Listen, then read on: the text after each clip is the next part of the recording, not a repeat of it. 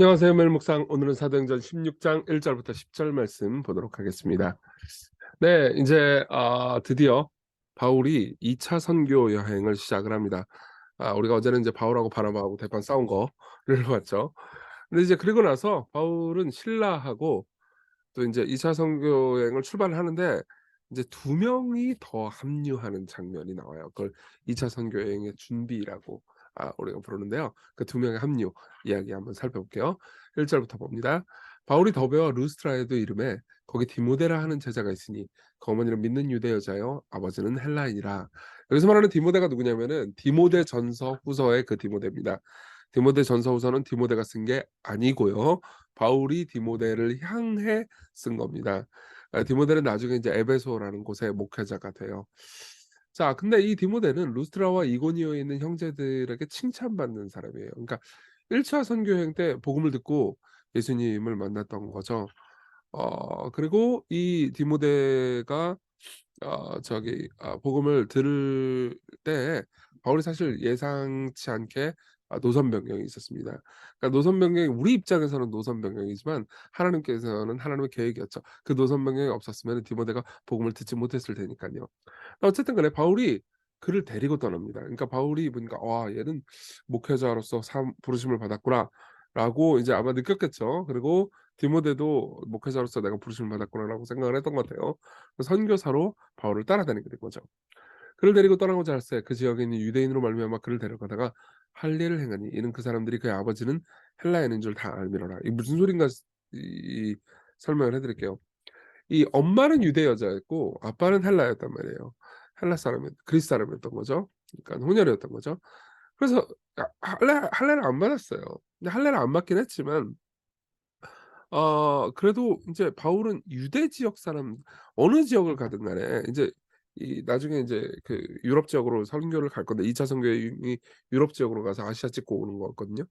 선교를 갈 건데 거기를 가도 그곳에 있는 유대인 회당부터 먼저 들어갔거든요.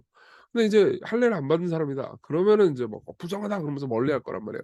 굳이 그렇게 멀리하게 할 필요가 없죠. 예. 그러니까 할례를 받는 게 구원의 필수 조건이라고 생각하지도 않지만 할례를 안 받았기 때문에 복음 전하는 데 방해가 된다? 쓸데없는 오해를 불러일으킨다? 그럼 할례를 받도록 하는 거죠. 여러 성으로 다녀갈 때 예루살렘에 있는 사도와 장로들이 작성한 규례를 그들에게 주어 지키겠다. 그러니까 보세요. 이렇게 생각하세요. 지금 바울이 디모데한테 할례를 받게 했잖아요. 할례를 주었단 말이에요. 그럼 여러분들은 궁금할 수도 있어요. 아니 할례 안 받아도 구원받을 수 있다며. 우리가 사도행전 15 장에서 그것 때문에 바울하고 그 유대주의자들 이단이랑 대판 싸웠잖아. 아니 그래 가지고 "할례 안 받아도 된다. 할례 안 받아도 구원받을 수 있다." 이렇게 확정을 해 놓고선 그게 여기 4 절에서 말하는 그 규례예요. 그 확정한 내용. 이 규례라고 번역된 단어는 그리스어로 도그마타인데 교리를 가리키는 거예요, 교리. 이 교리를 정해 놓고선 '왜 또 디모데한테 할례를 또 줘?' 이렇게 생각할 수 있잖아요. 왜 주긴요. 복음에 방해가 될 수 있으니까. 예. 할례를 안 받는다고 그래 가지고 처음부터 그냥 "할례 안 받았어? 넌 이방인 넌 더러운 존재야." 그러면서 아예 어느 지역으로 가든 유대인들이 막 귀 막고 들어버릴 테니까는 그러니까는 이제 할례를 받게 한 거죠. "이 여러 교회가 믿음이 더 굳건해지고 수가 날마다 늘어가니라." 그래서 복음을 또 전해요. 근데 또 인제 6 절에 보면 이런 에피소드가 있습니다. "성령이 아시아에서 말씀을 전하게 오지 못하게 하시거늘 그들이 부르기와 갈라디아 땅으로 다녀가 무시아 앞으로 이르러 비두니아로 가고자 했을 때 예수의 영이 허락하지 아니하시니라." 성령을 말하는 거죠. 자 이건 어떤 상황이냐면은 원래 바울이 아시아 쪽 에베소 이쪽 터키 지역으로 복음을 전하려고 2차 선교회 때에는 그렇게 계획을 하고 있었어요. 근데 하나님께서 그걸 인제 방해하신 거죠. 어떤 식으로 방해하셨냐 뭐 무슨 뭐 여러 가지 조건이 안 됐을 수도 있습니다. 그리고 마음을 주셨을 수도 있죠. 정확히는 몰라요. 근데 어쨌든 간에 계속해서 이제 그쪽으로 가지 못하게 하십니다. 그러니까 동쪽으로 가지 못하게 하세요. 무시아를 지나 드로아로 내려가는데 밤에 환상이 바울에게 보이니 마게도냐 사람 마게도냐는 서쪽입니다. 그리스 쪽이요. 예. 유럽 쪽. 그쪽 하는 사람 하나가 써서 그에게 청하여 이르되 "마게도냐로 건너와서 우리를 도우라."라는 환상을 보죠. 그리고 그 환상을 보았을 때 그다음 잘 보세요. "우리가 곧 마게도냐로 떠나기를 힘쓰니." 자 여기 우리라고 한 말을 기억해 주십시오. 제가 여기서 두 명 만나는 이야기라고 그랬잖아요. 한 명은 누구였어요? 디모데 만나 가지고 같이 가죠.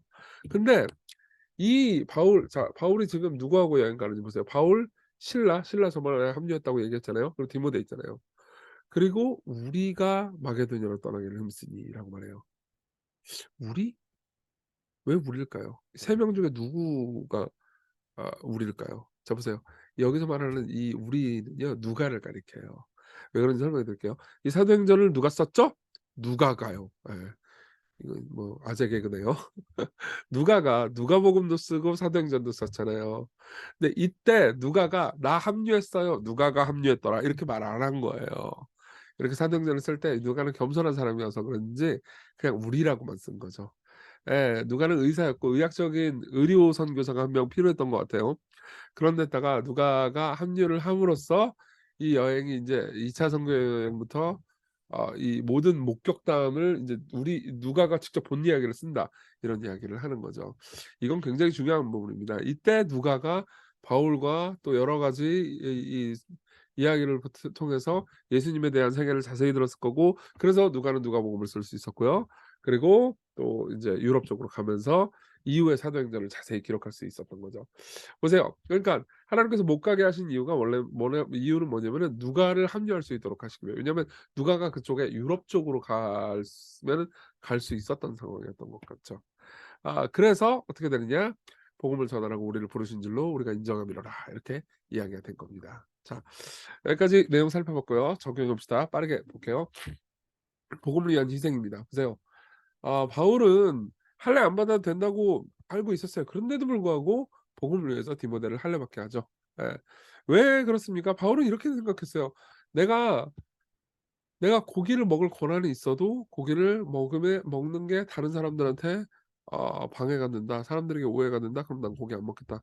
내가 당연히 복음을 전하고 월급을 받을 수 있지만 그런 권리가 내게 있지만은 그게 사람들을 시험 들게 한다? 그럼 난 월급 안 받겠다. 이런 식으로 행동했던 사람이에요. 왜 그 사람에게 있어서는 복음으로 인한 자유가 있다 하더라도 그 자유를 내 마음대로 다 쓰는 게 아닌 것이 복음을 위한 삶이라는 걸 아는 거죠. 예.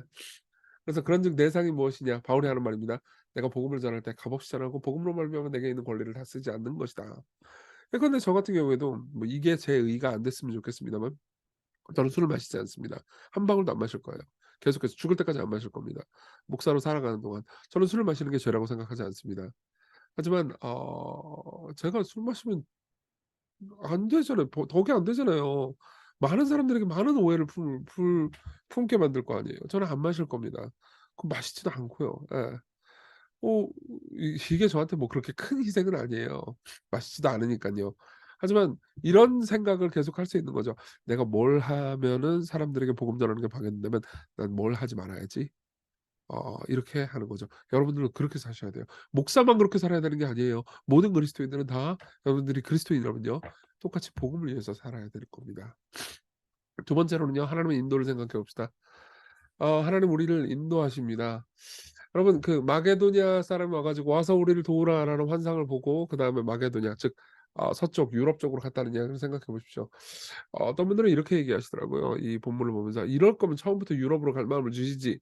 왜 자꾸 처음에 아시아로 가게 해 가지고." 예.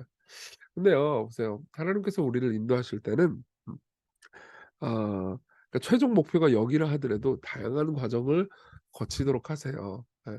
그리고 그 모든 과정들을 통해서 하나님이 어떤 분이신지 알게 하시고 그리고 또 준비도 여러 가지 방식으로 하게 하시는 거죠. 자 보세요. 저는 목사란 말이에요.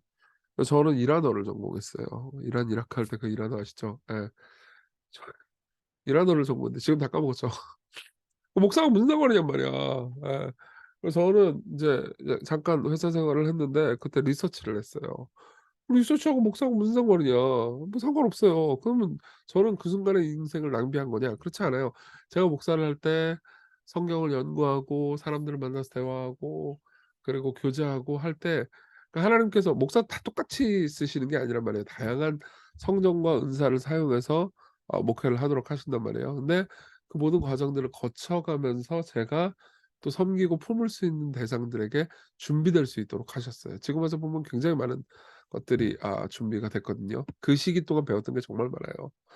예. 그렇기 때문에 여러분 보세요. 여러분들이 지금 어떤 순간들을 겪고 있다 하더라도 '아 나는 뭐 지금 학교 공부하고 있는데.' 혹은 '내가 지금 이런 순간들을 겪고 있는데.'